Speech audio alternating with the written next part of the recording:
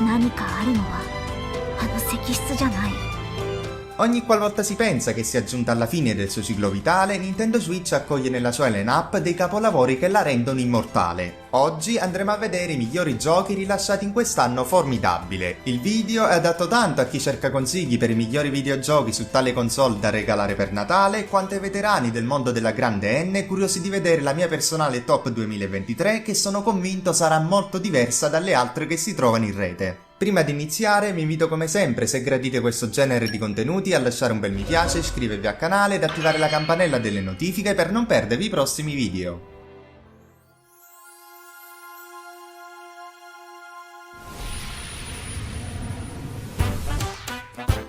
A più di 10 anni dall'ultimo titolo della serie New non avrei mai immaginato un cambio di rotta così radicale da parte di Nintendo. Super Mario Bros. Wonder è una concessione alla pura spettacolarità, un titolo costruito con l'unico fine di travolgere il giocatore con le sue stranezze. Se ad una prima run può essere anche divertente rimbalzare sugli ippopotami, rimodellare i livelli con i fiori meraviglia e vedere le bizzarrie di questo tipico mondo, c'è anche da considerare il rovescio della medaglia. Il mitico level design dettato da Super Mario Bros. Del 1985 è stato completamente distrutto, trasformato in una formula ludica basata solo sullo spettacolo, cercando di attirare l'attenzione dei casual player. Ma il difetto più grande di tutti è la rimozione del salto triplo. La linfa vitale della serie Mario Bros. Era il parkour. Il giocatore doveva calibrare attentamente ogni balzo, in quanto i salti in serie consentivano di arrivare ad altezze altrimenti non raggiungibili. In tale iterazione invece la difficoltà del gioco è inesistente ed il multiplayer, che è stato così tanto pubblicizzato, mostra il fianco a seri problemi di fruibilità, dato che i livelli sono del tutto incompatibili con la possibilità di giocare in più persone. È come se non bastasse, le host, pur adatte al contesto, non sono per nulla all'altezza dei predecessori.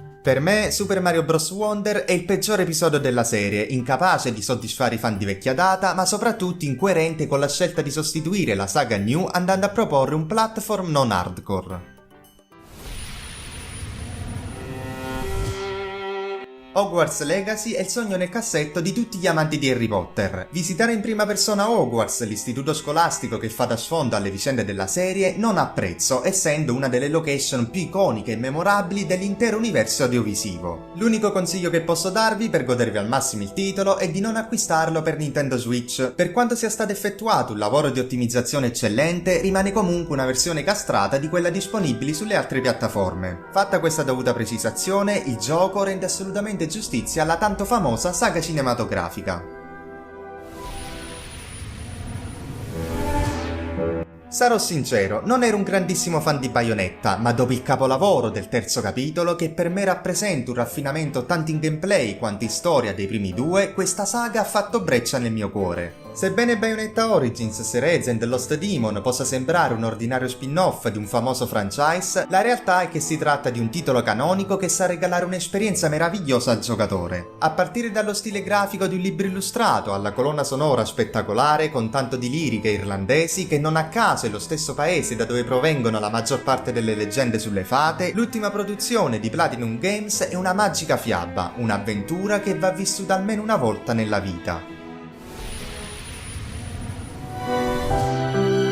Arriviamo al settimo posto, occupato da un titolo praticamente sconosciuto in Italia, di cui ho portato molti video della saga qui sul canale, Atelier Ryza 3. Il motivo del suo inserimento in questa top è da ricercarsi proprio nelle linee guida di valutazione, ossia giudicare tanto le potenzialità del gioco quanto la sua evoluzione in rapporto ai canoni della serie, e il terzo capitolo di Atelier Ryza ne è l'esempio eclatante. Tale serie si può definire come l'anti-Xenoblade. Se quest'ultimo è la personificazione degli orrori e della tristezza del nostro mondo, Atelier ne incarna gli aspetti sereni e felici. Questo però non significa che Ryza sia un gioco dai toni allegri e spensierati, altrimenti non sarebbe nemmeno in questa top. Infatti, al netto dei momenti positivi, in tutto il gioco, a partire dalla canzone introduttiva e finendo col macabro boss finale, è sempre presente quel velo di malinconia che ha sotteso tutti gli episodi. La lore della saga è praticamente l'opposto della storia. Se si ha l'impressione di vivere in un mondo tranquillo e pacifico, c'è sempre una costante minaccia in agguato che potrebbe compromettere l'intera esistenza dell'essere umano, che a mio parere è il più grande punto di forza dell'opera. Per altre informazioni su questa perla sottovalutata trovate la recensione del gioco e l'analisi del suo complessissimo crafting system sul mio canale.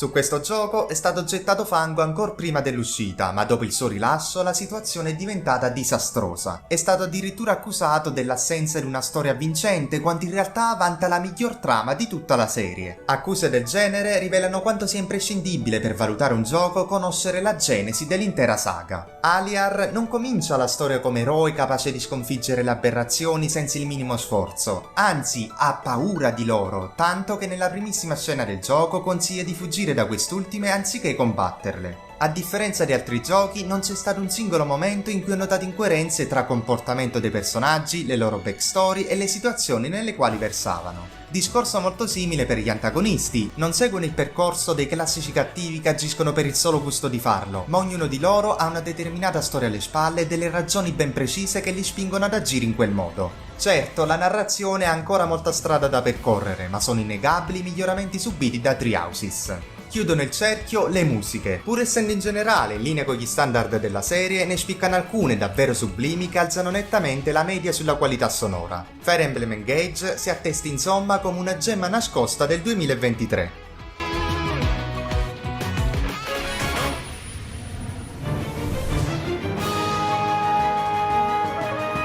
Entriamo nella prima metà della classifica con il più grande open world mai realizzato, The Legend of Zelda Tears of the Kingdom. Se già in Breath of the Wild credevamo di avere la massima libertà possibile in un videogioco, questo suo sequel diretto ci ha dimostrato che il progresso è una scala continua e quando crediamo di aver raggiunto lo scalino più alto, in realtà ce n'è un altro ed un altro ancora. Non è stata solo triplicata l'estensione della mappa, con le isole nel cielo ed il sottosuolo, ma sono state aggiunte delle meccaniche che hanno risolto i principali problemi del prequel. Con il Compositor è stato finalmente dato uno scopo alla durabilità delle armi, mentre con la Shensus sono stati eliminati tutti i tempi morti nelle azioni ripetitive, come ad esempio la scalata di una montagna. Tears of the Kingdom è l'open world definitivo e l'ultramano è stata l'introduzione che è più apprezzato del gioco, permettendo di raggiungere picchi di libertà ineguagliabili. Ma dopo tutte queste belle parole passiamo anche in rassegna i lati negativi, la narrazione è uno di questi. Si tratta della trama potenzialmente migliore di una saga dove la storia non è mai fuoriuscita dal solco della linearità dettata dal primissimo The Legend of Zelda su Famicom del 1986. Tuttavia, stiamo sempre parlando non di un gioco qualsiasi, ma del titolo di punta di Nintendo Switch e ritengo disastroso il fatto di aver dato origine ad un filone narrativo che fa acqua da tutte le parti. Per non citare le cutscene che consistono quasi tutte in un'inquadratura statica in cui a muoversi sono solamente i dialoghi. Non entrerò nello spoiler, ma con questo Zelda sono riusciti a distruggere ogni legge e principio che regola i viaggi temporali, dando vita non a dei buchi di trama, ma ad un paradosso che conferma ancora una volta l'incapacità della serie di offrire storyline profonde e convincenti. Se poi aggiungiamo la meccanica di utilizzo dei 4 saggi realizzati in maniera a dir poco discutibile, il quinto posto è il massimo a cui Tears of the Kingdom può aspirare.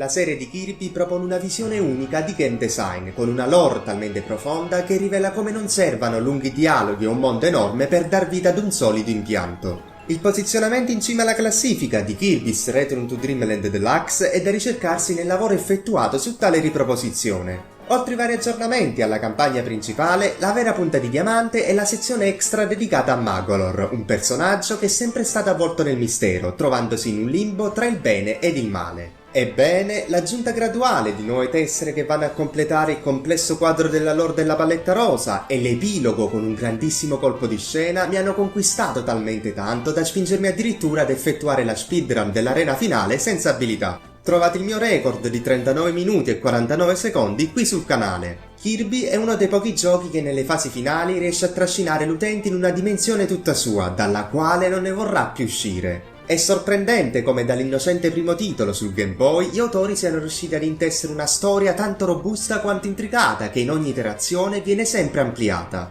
Non posso chiudere senza citare il vero boss finale, il cui design è quanto di più maestoso e divino visto nell'intera saga, con tanto di panorama apocalittico che offre scorci evocativi ineguagliabili.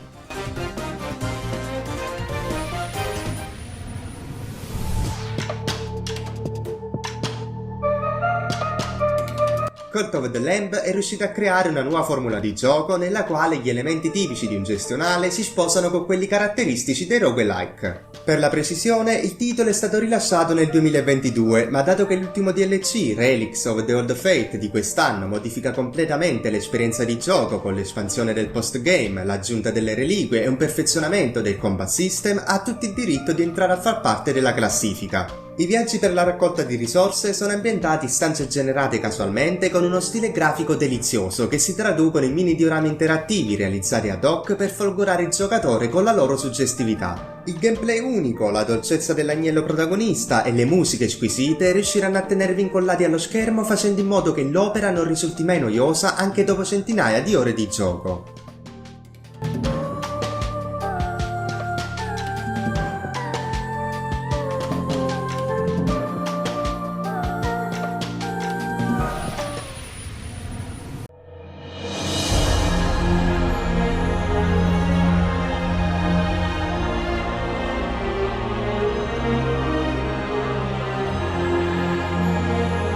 Arriviamo al secondo posto con una produzione estremamente ambiziosa che trae ispirazione dalla corrente esistenzialista e si fa forza di una direzione artistica sempre ispirata ed originale. Allestendo un contesto sci-fi e avvalendosi della sua natura di action RPG, Cry Machina propone uno stile memorabile che accompagnerà un'emozionante storia matura come poche. Si rifletterà sull'essenza della natura umana e molte altre tematiche filosofiche in quella che sembra essere a tutti gli effetti una Xenosaga 2.0. Il titolo riassume tutto ciò che è possibile desiderare, un comparto grafico e musicale straordinario che si coniuga perfettamente al fronte narrativo che abbraccia concetti maturi come esistenzialismo e psicologia, il tutto condito da elementi sci-fi. Il setting studiato minuziosamente e la caratterizzazione dei personaggi, che altro non sono che una sapiente codifica di schemi mentali ben precisi, rende Cry Machina un'opera dalla lore immensa.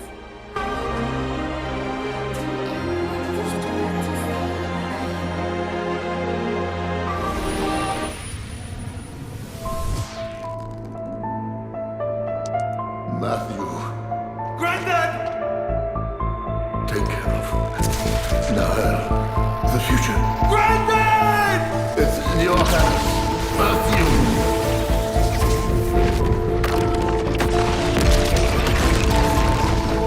In teoria non avrei nemmeno dovuto includerlo nella lista, in quanto è riduttivo, oltre che incoerente, considerare questa serie come un semplice videogioco. Potrei liquidare un futuro riconquistato semplicemente definendolo come il culmine di un'intera serie di capolavori nata nel 1998 con Xenogears. È praticamente impossibile sintetizzare in pochi minuti l'ultima produzione di Monolith Soft, essendo l'apoteosi ed incarnazione ultima di un processo creativo iniziato più di 20 anni fa. Già dalla presentazione emergono quelli che per me sono i due criteri fondamentali di valutazione di una qualsiasi produzione. La storia, che è l'apice dell'intera corrente dei JRPG, e le musiche, dove i talentuosi membri di S Plus hanno superato per l'ennesima volta i propri limiti, dando vita a melodie trascendentali che trasmettono il senso di fine. In esse si legge una sorta di addio da parte dei compositori della serie, la stessa grazie alle quali sono cresciuti e maturati. Da notare che ad innalzare la storia già di per sé eccezionale interviene la sceneggiatura con un grado di coinvolgimento inarrivabile. Il modo in cui le scene riescono ad innalzare la tensione e far leva sulle corde emotive dell'osservatore è talmente spettacolare da riuscire a rendere appassionante ogni momento, tenendo accesa l'attenzione del giocatore dal primo minuto fino ai titoli di coda. Tale iterazione funge da prequel del terzo capitolo e pur essendo ambientato sempre ad Aionios, le innovazioni ambito gameplay sono notevoli, tanto che sembra di giocare ad un altro titolo, la cui storia riesce nell'impresa impossibile di superare quella dell'opera base. I videogiochi sono nati come una sorta di intrattenimento ludico, ma per me l'essenza di ogni composizione risiede nelle emozioni che trasmette. È un futuro riconquistato, quello che viene superficialmente etichettato come un contenuto DLC di Xenoblade 3 è in realtà non solo un vero e proprio gioco a parte, ma anche il migliore del 2023.